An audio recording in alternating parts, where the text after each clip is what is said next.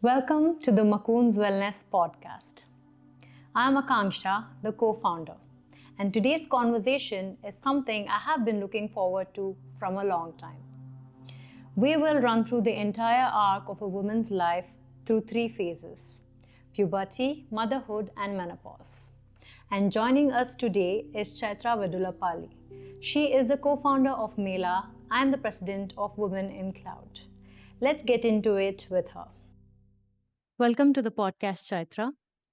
To kick things off, let's start from the beginning, your teenage years. When you look back at your teenager self, going through puberty, what's one thing you wish someone had sat down and told you that would have made it feel less scary and a little bit more exciting? Akanksha, first is thank you for having me today here. When I look back, being a teenager, it's such a multiple decades ago. So I had to really think about it, what happened, 50 years ago, or maybe 40 years ago. Um, but during that time, I would say nobody told me what your body literally goes through. And I feel like the puberty during that phase, I felt like there was a whole new country that I was in, completely lost, completely um, taken back, right? And the GPS of your own self was changing every month. And I had to become my own cartographer just to figure out which direction I have to go, what's going on. But there were a couple of things that I wish someone told me during that time. One is the hunger that nobody talks about. And I was hungry all the time. And, it was not that I wanted to eat a lot, but I felt the body was building an entire, you know, hormonal factory from scratch. And nobody really talked about how to eat like proper foods to feed that new factory that was created. The second one was around your body smell because the body chemistry also changes significantly. And you always thought is like there was something weird, aroma going around you or a scent going around you. And you didn't know what was it is. But now I know it was more biology. But when I look at teenagers, I said, know it, track it and own it. It's like, really, it's part of, the teenage years.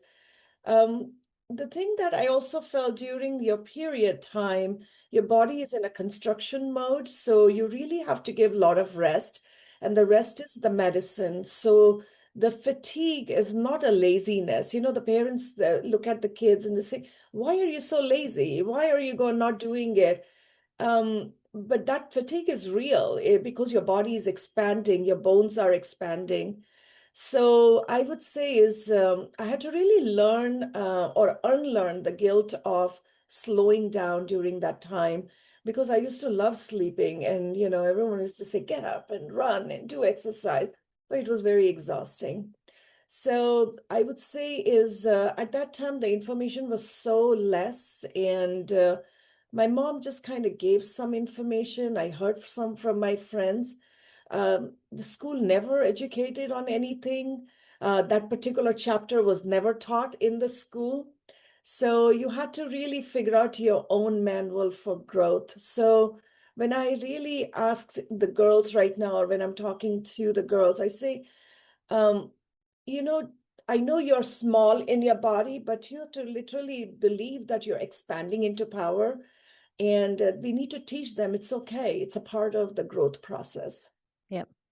I mean, that makes absolute sense. And, a lot of the young kids are not told about these physiological changes, right? So you're absolutely right. And yes, rest is medicine. And like you said, since we are kids, when we get to that, like when we have our first period and it's the first day, it's really difficult because of the pain and the cramps, right? So taking rest actually helps the body. And yeah, we were not really told a lot of these things. So, which brings me to my next question. Is there something about that phase that felt embarrassing or confusing at that time, but looking back, you actually see as something that's beautiful or powerful? As a girl, I would say is I was always curious about money and people and collaboration with people, that I was always very curious. I always wanted to know how things worked financially and how the money traveled between the two people, and then magically something happened. But I also noticed that during that time is women were not really comfortable about that particular topic. Um, and I used to think is like, was it a problem? Because at my home, I had two different visual. My grandmother was a matriarchal power in the house, and she would manage the money. And the way she would talk about the money was with a lot of proudness. Then I used to be part of my mom's side, it would be completely different, just the opposite side. So I was always confused. But when I look back now and being an entrepreneur now, and also being in the corporate, I realized that not being afraid of a money conversation was probably one of the most powerful things that I learned when I was young. Financial literacy actually opened up completely a freedom and also the language of options for me. So the phrase that taught me to navigate, my own emotions and other emotions, I didn't really learn it, but now I look back and I say, oh, those are all the good things, because now I can really be in any uncomfortable situation or conflict that comes from emotion, and it doesn't really bother me. So, and I stopped being embarrassed about them, and really started reading people and then making a difference for them, because now I could understand, because there are so many emotions we navigate and no one had taught that. So I would say is, if I have to look back, and if I would say is, financial literacy was probably the best thing. And it really taught me to be bold and confident. And I really refused to shrink. And I really did not really listen to anyone saying that don't really talk about the money. I always was curious about it, and I'm still curious about it, because I'm always curious, why do people want to transact and not transact? So I would say the things that made me too much of a girl are exactly the things that makes me unstoppable today. That is very powerful. I think you should make it like a quote and put it up on a wall so that you look at it every day. So let's move on to the next chapter. That is, we are sold this very polished version of what becoming a mother looks like, right? Glowing, grateful, joyfully fulfilled. But the full picture is so much more complex and so much more real than that. Like people say that pregnancy is full of beautiful surprises, but also no, like the ones that nobody prepares you for.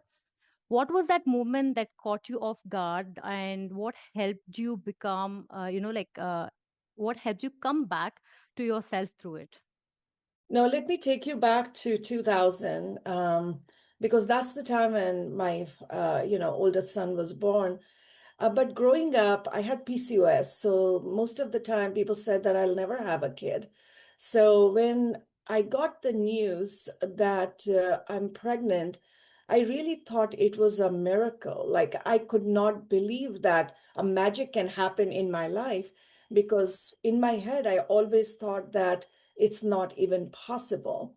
So, because it was something that I never thought that I would become a mom, I really never even seeked out of what being a mother looks like. So when that happened, uh, the whole process of, the 9 months was extremely beautiful. But what nobody prepared me, like, the 9 months, I really understood. I was like, okay, I knew exactly my schedule, the vitamins and everything.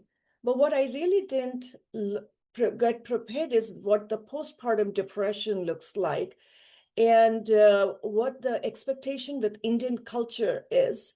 Um, I had a kid who was colicky, and people thought like I just had to listen to whatever they need. But on the other hand, is like I was not able to really be functional mother. So there was just a lot of pressure, like trying to go through that. So having my son crying, months and nights, it was so painful. Even when you asked me that question, I was like, yeah, there was beautiful things, but I also remember sitting on my floor at 2 a.m. and crying with the baby because I was completely in love with the baby and also completely overwhelmed, and both were true at the same time. The Indian culture says that you should be grateful and glowing and serving the family with whole smile, but also you go through this postpartum depression, and no one sees you, you're very invisible, and the gap between the expectation and the reality pretty much broke me during that time. So what helped me during that time is my friends and people helping me name it, saying it loud that I am not okay, and it does not mean that I'm a bad mother. The moment I stopped like performing wellness, that's the time when I started healing. So, if you're in the season when you're like going through the pregnancy, I would say your suffering is not something you have to struggle through. There are people around you.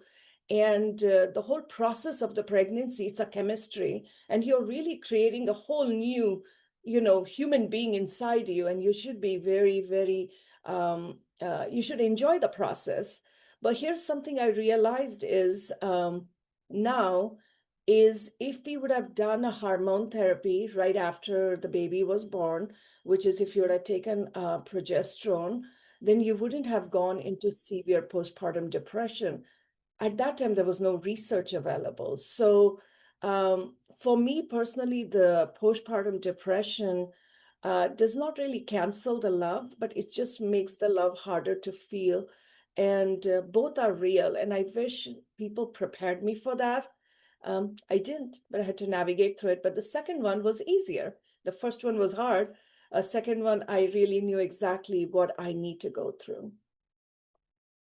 And what you've described, the gap between what the culture expects and what you're actually experiencing, I'm 100% sure that it's so real for a lot of these women, right? Especially in South Asian families, we are always expected to, just sit, take care of yourself, and once you're a mother or you're pregnant, you will be glowing and just be grateful that you have a child. That's something that we are always told, like when you get to that stage. But like you mentioned, although you do feel happy that you're going to be a mother or you're a mother, internally there's a lot of things that's happening, and the expectations from the society is not really what you're going through. So let's get a little bit deeper into that transformation of becoming a mother. Becoming a mother is like the biggest transformations any woman would go through, inside and out. When did you feel like you truly found your footing as both a mother and as a woman? What got you there? I already talked about, going through the PCOS, never knew that I will be a mother. So, I made peace with it. But I also built a whole identity that did not include me as a mother. So when you realize that you're going to be a mom, for me it was a miracle. So I thought that as an eighth wonder. So I approached as an eighth wonder, and it was really fun. And I also gave a lot of grace to myself. I didn't want it to be a perfect Indian mother. Like I had to serve the baby, I had to do this, I have to be perfect. I just showed up every day with the curiosity, the love, the care, and just the kid. Like, my son Chirai was just so cute. I got to play with him. I got to hold his little hands and walk around the house and play with him. I could not believe that I was the one who created that beautiful human being.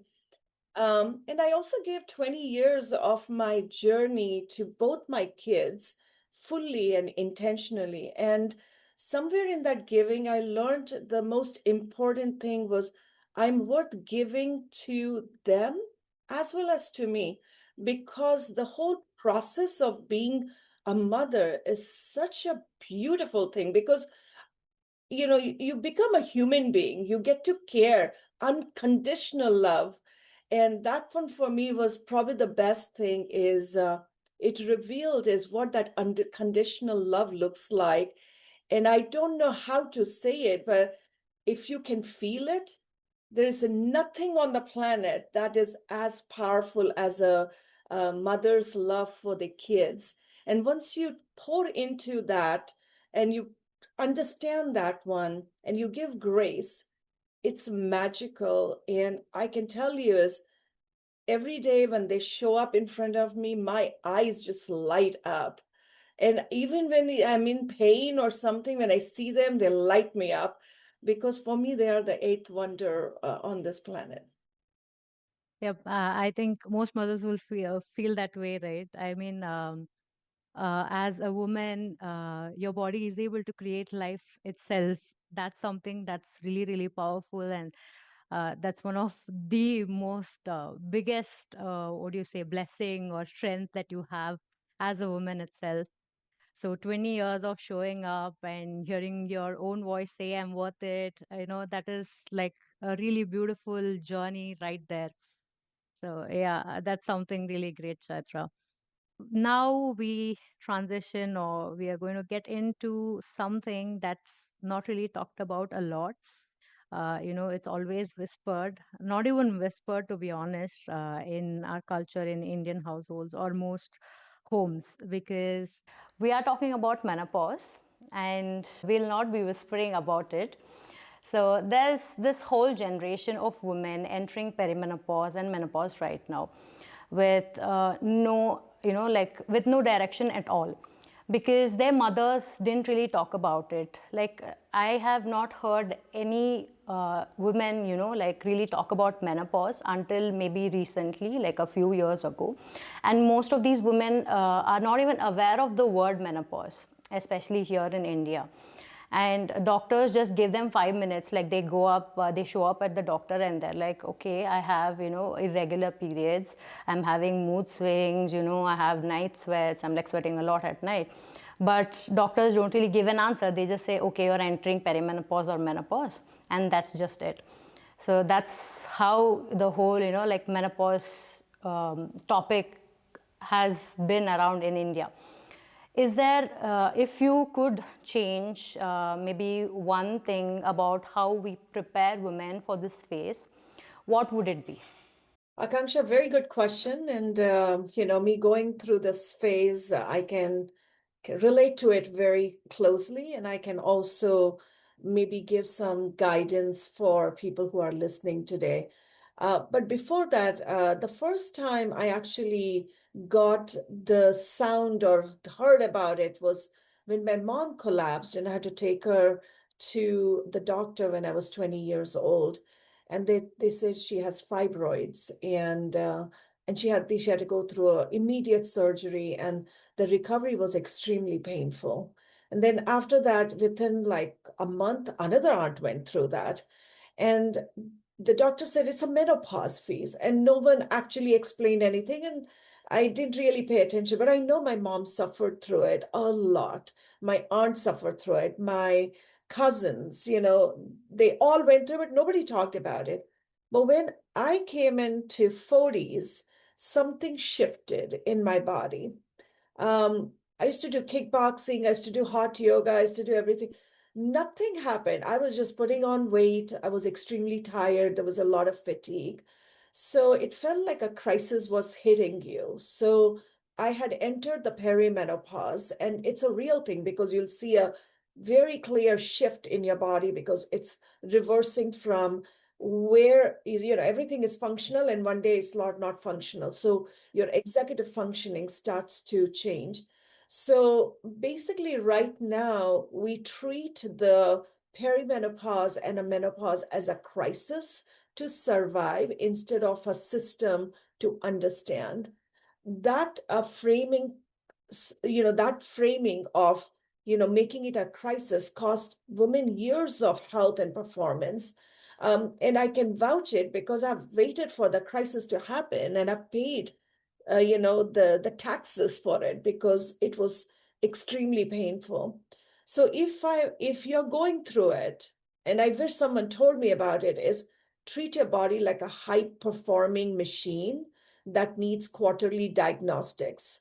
Go get your blood reports every 3 months, which is your cardiac health report, hormonal health, and also the lipid panel. Get all those reports done. And if the doctor says no, you insist, because in India, you can actually get everything done. And not when someone feels, wrong routinely, but do it preventively because you need to know how to read your blood reports. The second piece of that is because we are South Asian, we have a very high insulin sensitivity, and it's a very invisible lever that we need to really understand because that controls our energy, our mood, our weight, and also the brain fog. And most women have no idea what the glucose pattern is doing in their 40s. So track it before it becomes a problem. The best thing is put a continuous glucose monitoring in your body and track it. What food is spiking your glucose? Number three is if you're going to a gynecologist, either she'll say, oh, you're fine, you're going through a perimenopause. But no, go to an endocrinologist with your blood reports because you need an endocrinologist on your side because they will help you read your hormonal landscape like a map, but not like a checkbox, because you really need to understand what hormones needs to be adjusted and what kind of hormonal therapy is needed if you are in crisis mode. The things that we also have to think about is the supplements. You have to look at what supplements you need to take. And you need to also look at your sleep because it's not optional. It is the primary repair system during your perimenopause and menopause. So prioritize like it is your board meeting, it is your important meeting that's happening, and it's non-negotiable. So my advice, or one thing that I would say, don't treat it like a crisis that I did. Just build the infrastructure for your health before the storm hits, because the hormones are not betraying. It's just a part of a normal cycle. They're just giving you a report card. Just learn to read it before the final exam. Yep. And the part where you said, like building the infrastructure before you get to the crisis, that's absolutely necessary and the most important part of menopause. Because in India, especially right now, what's happening is a lot of women, right, they have no movement at all. That's something that women have to do because they need to build stronger muscles, stronger bones, because once that like your estrogen levels drop when you hit the menopause, right, again you're losing a lot of calcium. Like you mentioned, supplements will help, but also movement, like lifting weights, that's going to help you. But what we are doing currently, like you mentioned, they wait until they get to the crisis.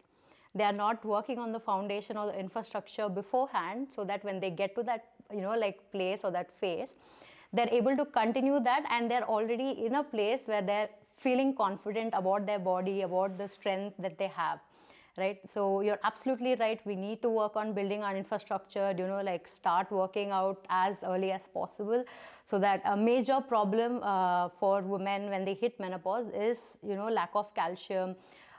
Slight a bit of, you fall somewhere and there is like a crack, so that's another whole story, right? So I feel like doing that strength training or weightlifting, those kind of things would really help women when they get to this phase. And the word endocrinology is again not heard much about in India. Only when you get to that like that point where you have hormonal imbalance, or you see like a lot of changes in your body, like you mentioned, PCOD, PCOS, when they get to that stage, their periods are irregular, they go to a gynac, but the gynac is like, okay, you need to like visit a specialist. That's when they come across endocrinology. And for menopausal women, I feel like you mentioned, it's absolutely necessary to have a doctor look at your reports, give you a complete roadmap, or like an idea of what has to happen, what needs to change, or how you can like manage things. And again, this sort of education, right? They're not really aware of these things. So I feel like the main the main thing that we really need to do to help these women is educate them, make them understand that this is what is needed to be done, and these are the like resources that you have that can actually help you, right? So that's something that all of us need to start talking about here. And let's get into that, what happens once you get to this stage. A lot of women say that they get very confident. They don't have like periods to worry about, but they do have a lot of other things to worry about. And they say that they feel most like themselves. And like you said, once they start taking treatments for this hormonal imbalance and everything, they feel much better, right? So how has that been true for you? Like, what does this chapter actually feel like from the inside? I want to understand the, like what sort of things goes around for a woman that, is in that phase. Akanksha, I really want to be on the other side. I'm dying to be on the other side where there's no hormonal imbalance that's happening, because I'm still in the perimenopause phase. So, but as I'm entering to the phase, I'm probably a year away from achieving that ultimate power. But I'm not dreading it. I'm like walking into it like into a room with a lot of curiosity, but not fear. We know that I'm aging. Like I don't deny on it, but why not age like a queen? Because the alternative is the anxiety. We all know about the anxiety. It's so exhausting, and there's no ROI for anxiety, neither for the worry. The way I'm looking at this particular journey is really ensuring my mindset is really at the optimal phase. Everything else, whether it's symptoms or changes or challenges or is like software that's running on top of it. If my operating system, which is my mindset, is positive and grounded, I can manage anything or everything, right? Like around me. So I am looking at this phase in the way that even if it is turbulent, I know that it's just my body needs the rest, or it needs the right hormones, it needs the right sleep, whatever it needs. I'm able to listen and give it to it. But what I can tell you is the courage is there, the clarity is much there, and I see as an elevation. And I am so thankful that I'm on this planet for 50 years, and so grateful to have met so many amazing people and have experienced miracle in my life. What can you ask for? It's been a beautiful journey. Yep. I think this is something every woman my age, or currently around like 30s, maybe 40s, wants to hear. Like they want to understand what is waiting for them, right? I think it's pretty, it's really good that you put it in such a way that women listening to this are going to be really inspired, I would say, and they'd be happy. They'd understand that, okay, this is what is waiting for me, and it's not something that I also need to dread, like you mentioned, right? It's going to be our next chapter. It's going to be really good. It's something new, and I'm going to make sure that, I'm going to embrace it, right? Okay, so that brings us to my next question. If every woman, whoever is listening currently, you had one thing to say to them, maybe the teenager, the mother currently, maybe she's pregnant or she already has a baby, and the woman in like going through the menopausal phase, what would you want to tell each of them to know, what phase she is in? That's such a beautiful question, and also a very loaded question. So I'll see if I can make it simpler.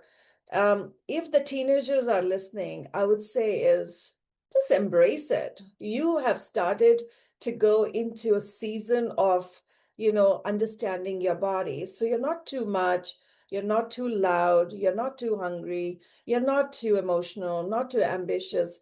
Own it. Your body is not broken. It's just beginning, and it's really getting the hormonal system built. So learn it and also love it before the world teaches you how to love yourself. Because if you don't understand yourself, someone will tell you exactly how you need to navigate the world. So own yourself. And if you're a mother or a new mother, I would say is you are going to be overwhelmed and you're also going to be deeply in love because you are going to learn both of those feelings and they're not contradiction. That is really a full truth that you're going to experience during this season of your life. I would say just give yourself a lot of grace, that you would give it to yourself, to your kid, without any condition, because loving unconditionally is something very unique, and I only the mother knows what that feels is, because you will do anything for your kid, because I do that one for my kids. When they show up, I light up for them, and you will feel that. So enjoy that feeling because it's a beautiful gift. And for women in their 50s or getting into their 50s, sister, I'm here for you. And you have earned every single day to be here where you are. This is not the end of the story. It's actually the building of a elevated story for yourself, and you get to write in your own terms. You get to manage yourself. You get to manage the money. You get to manage your energy with a lot of confidence because you have survived all the phases. And there will be days when you will be down. There will be days when you'll be very happy. But just know, if you need another sister to talk to you, I'm here, and I will tell you is like, hey, I'm going through that too with you. So it's just part of the phase. And everyone who's like listening, who are not in these phases, well, at the end of the day, we are beautiful women. We are the creators of this amazing humanity that we have done. We are worth it. We have earned it. And exactly the way you are, you're worthy for what you have created. So claim your power. Don't be afraid. Don't let anybody tell you that you're smaller or you're not worthy, and stop blaming the nature. You are just perfect the way you are. And my last takeaway from this particular conversation for you, Akanksha, is you were never meant to just survive all these phases. You were designed to transform through these phases. That's why we have all these evolution that happens. So stop waiting to be ready. Start letting them change you for the person you need to become. So you have only one life. Just live it the way you want to. I think that's a very beautiful message, Chaitra. And I'm sure everybody listening, all the women listening, they've taken some sort of advice or inspiration from the whole conversation itself, and especially your message. And what more do they need? I mean, bringing your story for them I'm definitely sure will help them a lot. They will 100% understand, or they right now know that they are not the only people going through this, like this entire phase alone. There's so many women across the globe who are going through a particular phase. Maybe you're a teenager, there's so many more other women going through the same thing. A mother, maybe same thing, like she's going through a lot of confusion. She doesn't know what's happening. She needs to understand her body. She needs to be there for her baby, her family. And for women in their menopause, I think whatever we've spoken about would really help them. I'm sure this would bring some light onto the, like the whole topic of menopause and how they can manage it, what needs to be done in order to, like make sure you get the most out of this phase. So Chaitra, thank you so much. Not just for your time, like holding space for all of us and giving us such powerful, inspiring, and, like such good insights on what it's like being a woman, taking us through the entire journey of your life, from being a teenager to a mom, how you've battled, postpartum depression, which a lot of women do not talk about. And, like I'm sure hardly is ever spoken about here in India, especially. And the whole journey of, like being in that menopause phase, how you figured out, as a woman, what needs to be done, and how you can just use this thing to your own power and become a better person, a better woman, and be a queen. So thank you so much, Chaitra. I've enjoyed our time, and I feel like maybe we should do this more often because you have a lot of knowledge to give, and our listeners, like everybody watching or listening, have a lot to gain from you. Thank you, Akanksha, for having me. And if anyone is listening, I didn't touch, make sure the men in your life are also in the journey so they understand. Don't be quiet and not tell them. Let them know what you're going through. Without their support, you will not be able to navigate. And if you don't communicate, they won't know what you're going through. So don't be quiet. Just enjoy the journey with them too. So ensure that they are good partners for you. Yep, I think that's again another very important thing for us women to do, because when we talk about the things that we are going through, or what we are experiencing, it makes things much more simpler once you've put things into word, right? So you know exactly what's happening, and when you communicate with your partner, or like you mentioned, anybody around you, the sort of support that you get from there again is going to help you get through whatever hurdles you're facing, or whatever, like situation you're in. Again, that's very, very good, practice to have, to talk things out loud. So yeah, Mhm. thank you so much for that insight again, Chaitra. Thank you, Akanksha. These are the transitions you will go through as a woman. This is what Mocoons Wellness is built for, to support and help you through all these phases, mind, body, and soul. Thank you for watching. Until next time.